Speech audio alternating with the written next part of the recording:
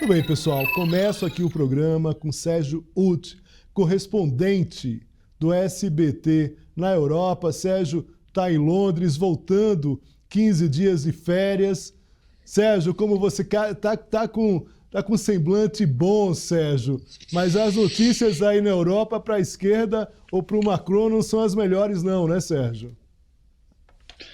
Pois é, Léo, boa tarde para todos vocês aí no Brasil que nos acompanham aqui no Poder Expresso. Eu diria que as notícias são boas não apenas para a esquerda, Léo, mas também para a direita tradicional, né? O que está acontecendo na França deixou em alerta governos da Europa inteira, talvez do mundo inteiro, né? Por essa onda da extrema direita, né? Que ganha força, que já vinha ganhando força em eleições aqui na Europa, mas se consolida nas eleições da França, que é é a segunda maior economia da União Europeia, o coração da União Europeia, como muitos dizem.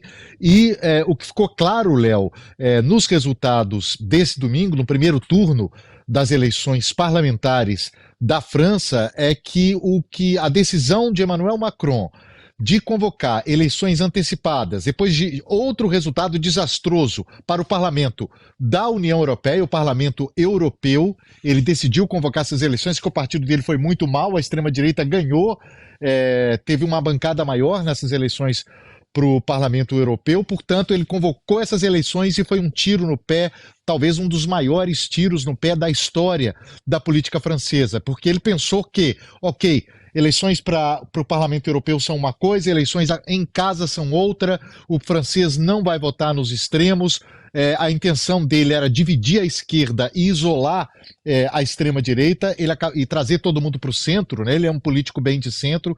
Isso acabou não acontecendo, Léo. E são eleições em 2 turnos. Se você me permite, rapidamente, diferentemente do que acontece no Brasil, a França tem eleições parlamentares em 2 turnos. Como é que isso funciona? São 577 distritos. Em cada um deles tem mais ou menos 125 mil eleitores.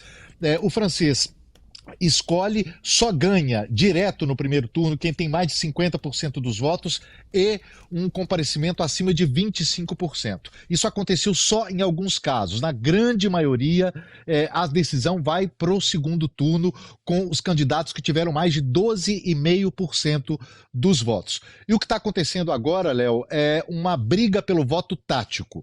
A Reunião Nacional, o partido da Marine Le Pen, está tentando ter uma maioria, o que também é muito difícil, ter uma maioria absoluta, são 577, portanto, eles precisam de 288 deputados eleitos para ter a maioria absoluta, e tanto o partido do Macron quanto a extrema-esquerda, eles estão pedindo um voto tático, que é o seguinte, Léo, os candidatos da esquerda, dessa frente da esquerda, que ficaram em terceiro lugar, vão abrir mão para que se vote no partido do Macron, que em tese tem mais chances, e eles esperam que o partido do Macron faça o mesmo, apoie os candidatos de esquerda que tenham mais chances de bater a extrema-direita. É aí que mora a confusão, a grande questão da confusão, da divisão das forças anti-extrema-direita, porque o partido do Macron não está muito à vontade em votar em um dos partidos que fazem parte dessa frente de esquerda, que são 4 partidos,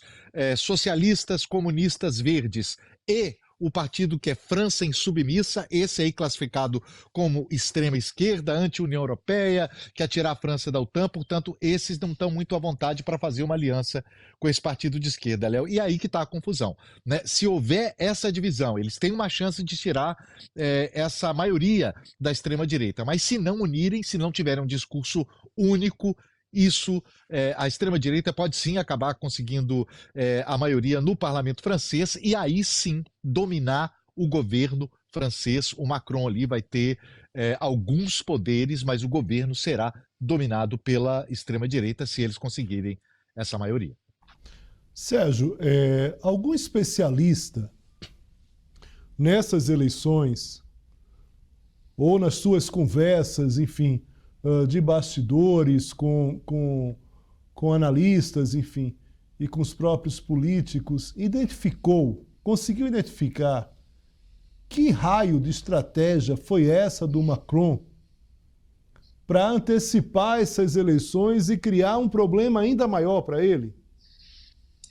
Pois é, ele que tinha o controle do parlamento, né, Léo? Ele que tinha o controle do parlamento, indicou o primeiro-ministro, Gabriel Attal, que inclusive um primeiro-ministro novo, de 35 anos, e agora pode ter que ser obrigado a indicar o primeiro-ministro da extrema-direita, que tem 28 anos, uma figura aí chamado de proteger, né? O protegido da Marine Le Pen, o Jordan Bardella, que tem 28 anos, e ele vai ser obrigado a fazer isso. Foi uma estratégia, ele pensou nessa linha, Léo. Olha, francês vai votar diferente, isso sempre funciona na França, principalmente nas eleições presidenciais. Há uma união republicana, desde o pai da Marine Le Pen, isso acontece, há uma união ali das forças moderadas de centro, de esquerda e de direita contra a extrema-direita.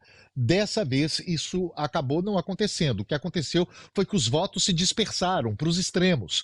Né? O partido do Macron teve ali 20% dos votos, cerca de 20% dos votos, 28% ficou com a frente de esquerda e quase 30% com a extrema-direita, Léo. Portanto, vai ser domingo agora, quando acontece o segundo turno das eleições, vai ser uma parada duríssima para as forças mais moderadas da França. E o detalhe, Léo, desses 577 distritos, o partido da Le Pen, eu tenho esse dado aqui, ele conseguiu liderar em 296. Portanto, se o partido da Le Pen, isso não quer dizer que tem maioria, quer dizer que teve mais votos em 296 distritos. Se eles confirmam isso, a extrema-direita chega ao poder na França com a faca e o queijo na mão para dominar o governo francês. Tá. Sérgio, tem também hoje, teve protestos, né, aí na Europa, você está acompanhando, a gente inclusive tem algumas imagens. Eu queria colocar uma declaração do Lula sobre a vitória da extrema-direita, mas a gente vai. Mas eu queria perguntar para você antes sobre esses protestos, a gente está com algumas imagens, se você puder comentar. Pois é, houve protestos desde ontem em Paris, né, das forças mais progressistas, né, protestos contra o crescimento da extrema-direita.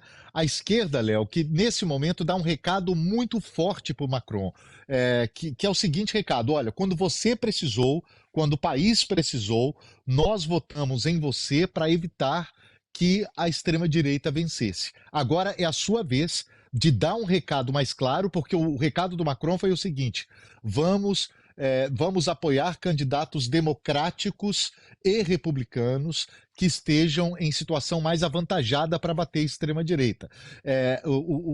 A frente de esquerda considera esse recado muito vago, eles querem um recado mais direto para os eleitores, porque consideram que essa é uma guerra política muito séria, né, e que Macron não está assumindo com a força que pode assumir essa possibilidade de derrota para a extrema-direita. Portanto, esse é um cenário na França e que pode se agravar, Léo, e que pode se agravar caso a extrema-direita realmente confirme esses votos no próximo domingo. Mas a gente vai ter que esperar, porque o chamado voto tático, ele pode sim ter efeito. Dificilmente o partido do Macron vai sair vitorioso nessas eleições, essa já é uma das certezas.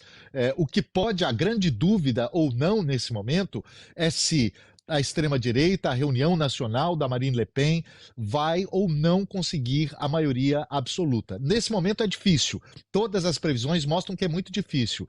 E ainda que nenhum partido consiga a maioria absoluta, nem a Frente Nacional, nem a Frente de Esquerda, a França caminha aí para 3 anos, são os 3 anos restantes do governo Macron, num cenário político bastante conturbado, porque vai ter um parlamento ali sem maioria absoluta, portanto, e com forças que são muito divergentes, né, muito diferentes.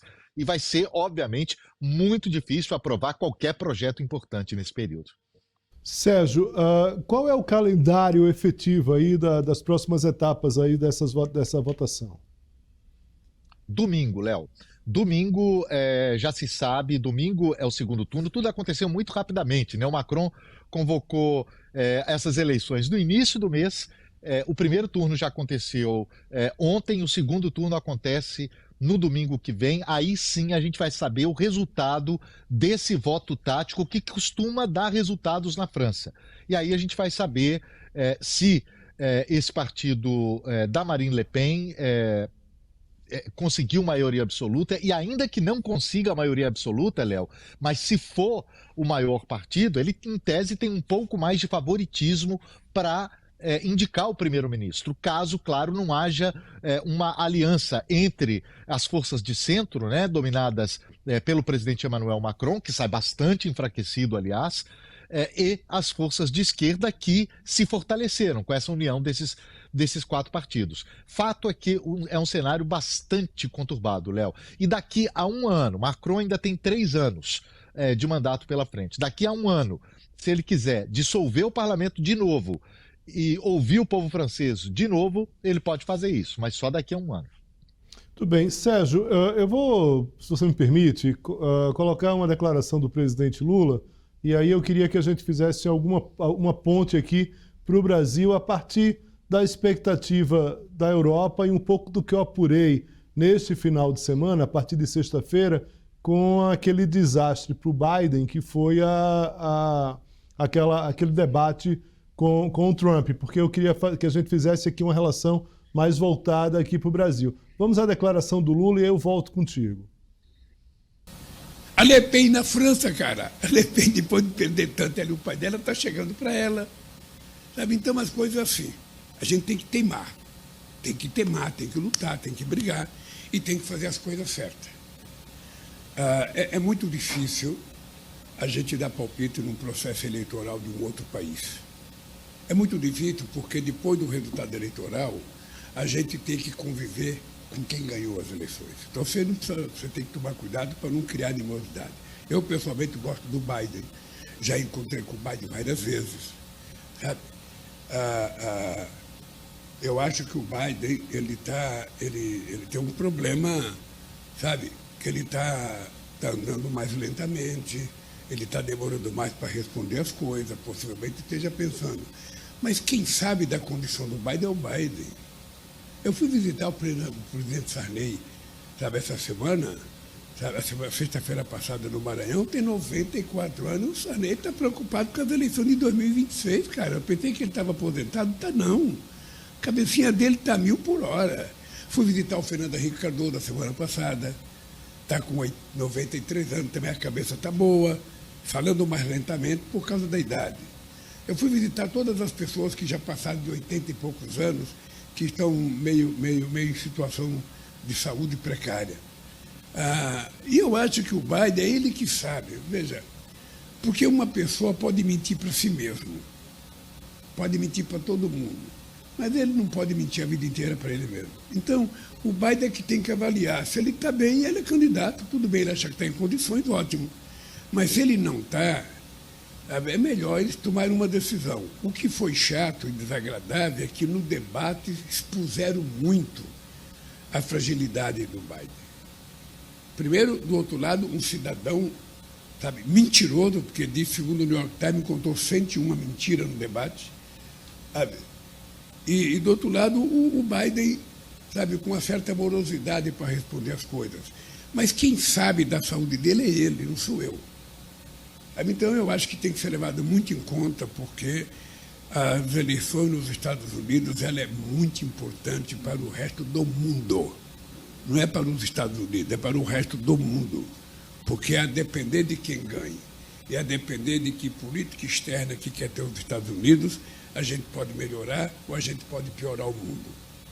E eu acho que é importante a gente levar em conta que é preciso melhorar o mundo. O mundo precisa ficar mais humano, o mundo precisa ficar mais solidário, mais fraterno, sabe? Mais humanista, na verdade é essa. As pessoas estão muito raivosas, as pessoas estão muito irritadas. Então, eu fico torcendo pelo Biden. Deus queira que ele esteja bem de saúde, Deus queira que ele possa concorrer. Senão o Partido Democrata pode indicar outra pessoa. Sérgio, essas relações dos Estados Unidos e da própria Europa com o resto do mundo, Lula falou da Le Pen no começo e depois começou a falar do Biden, do Trump. Ele falou ali das relações comerciais. Mas há uma coisa aqui no Brasil, especificamente nas eleições de 2022, muito clara, que foi o papel da Embaixada Norte-Americana aqui no Brasil.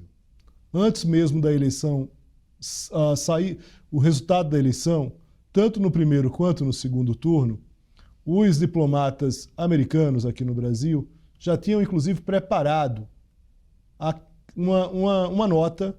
Essa nota já estava pronta desde sexta-feira, tá certo? Estabelecendo ali, defendendo o sistema eleitoral brasileiro. A gente sabe que o Trump questiona diretamente o sistema eleitoral americano e a preocupação de estrategistas do Planalto, que veem esse cenário diplomático mais próximo, mais de perto, é que o Trump comece a minar o sistema brasileiro a partir por fora, questionando o próprio sistema eleitoral. Essa seria a principal grande dificuldade do presidente Lula, inclusive. Né? Que a gente sabe que, de certa forma, aconteceu isso em 2022 e não foram só diplomatas norte-americanos que fizeram isso, inclusive deixando claro para militares brasileiros que não se aventurassem. Isso por quê? Porque os Estados Unidos não apoiariam tentativa de golpe. Isso também se deu em relação a diplomatas do Reino Unido. Eu queria ver contigo o seguinte, Sérgio, nesse momento, o que menos se pode pensar nesse caso da Europa é no Brasil, afinal de contas, tem uma eleição aí a ser decidida. Mas um pouco desse contexto e desse cenário que eu estou tratando aqui a partir de informações apuradas aqui ao longo do final de semana, dos últimos dias, me parece que tem uma gravidade para o Brasil muito grande, não? Olha, ninguém está isolado, Léo. Você fazia aí essa avaliação sobre como a diplomacia norte-americana e a britânica saiu em defesa ali do sistema eleitoral brasileiro no momento em que esse mesmo sistema eleitoral era questionado pela extrema-direita do Brasil, mas, por outro lado, há uma organização muito forte da extrema-direita a nível internacional. A Hungria, por exemplo, que é um clássico da extrema-direita europeia, agora está assumindo, inclusive, a presidência rotativa do bloco europeu. O Orbán, o Viktor Orbán, o líder húngaro, já está ali fazendo uma nova aliança com líderes extremistas da República Tcheca, da Áustria, de outros países. A gente vê um movimento menor desse aqui também no Reino Unido. O que acontece na França também não é por acaso. A França já se comunicou ali com a extrema-direita da Holanda, que ganhou recentemente as eleições, e é claro, com Trump na presidência dos Estados Unidos, não que o Partido Republicano seja um partido de extrema-direita, mas é um partido que, sob Trump, foi empurrado muito para a direita, né? Muito, tem uma extrema direita dentro do Partido Republicano que ganha força com Donald Trump, claro que isso tudo fica mais articulado e tudo fica mais fortalecido, porque trata-se dos Estados Unidos, né? A maior economia do planeta, a principal potência militar do planeta, e é claro que para a Europa seria, principalmente para as forças moderadas de direita e esquerda, da Europa, seria uma notícia não muito boa, até porque o Trump pressiona os países daqui a darem mais dinheiro para a OTAN. Chegou a dizer, inclusive, que não vai ajudar algum país europeu caso houver ali um ataque da Rússia, se eles não contribuírem mais com a OTAN. Fez várias ameaças nesse sentido. Portanto, o mundo está muito estranho, Léo. Há uma reunião de forças. Essa aposta do Macron diz tudo isso, talvez diz muito sobre isso. Talvez em outras circunstâncias essa aposta pudesse ter dado certo, né? De um político que quer ali agrupar pessoas moderadas da direita e da esquerda. Esse é o discurso oficial do Macron. Esse é um dos corações do partido dele, né? De ser uma coisa mais de centro, né? De trazer pessoas de ambos os espectros políticos mais moderados. Mas o que aconteceu foi justamente o contrário. E voltando ao pronunciamento do Lula, Léo, um detalhe interessante é que a força mais extremista da esquerda, que é esse partido França Insubmissa, do Jean-Luc Mélenchon, esse foi justamente o candidato à presidência da França nas últimas eleições, apoiado pelo presidente Lula e pela ex-presidente Dilma Rousseff. Sérgio, muito obrigado aqui pela gentileza com a gente. Bem-vindo de volta das férias. Bom trabalho para você, um forte abraço, viu? Muito obrigado mesmo. Obrigado, Léo. Obrigado, até logo.